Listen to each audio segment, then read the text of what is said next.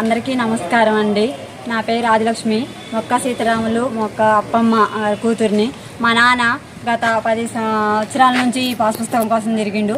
అసలు మేము సాగు చేసుకున్న భూమి 40 సంవత్సరాల నుంచి మేము సాగు చేసుకుంటున్నాం.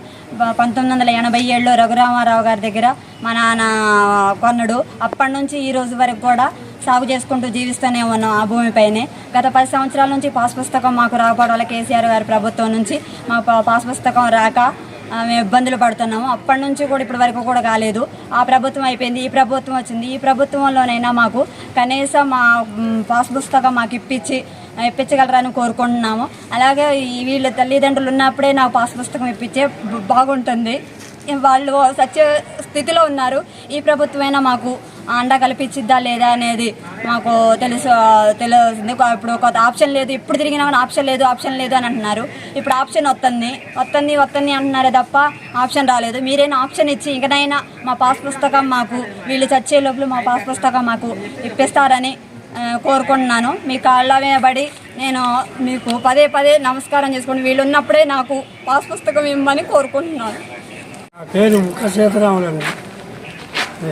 ముక్క సీతారాములు అయితే నేను 40 సంవత్సరాల పైన నుంచి నేను సాగు చేసుకుంటున్నాను.